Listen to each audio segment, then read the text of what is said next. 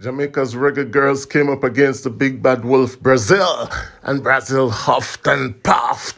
But even with the former World Player of the Year, Malta, they could not blow the Jamaican house down. And so the Reggae Girlz have moved on to the next round of the competition.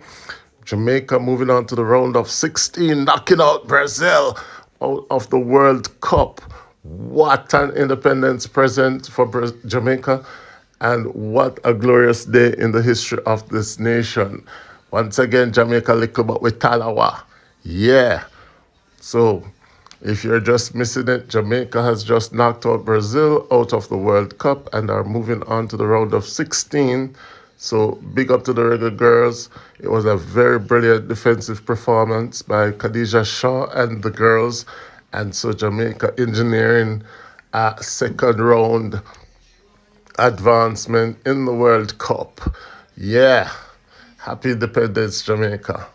Happy Emancipendence.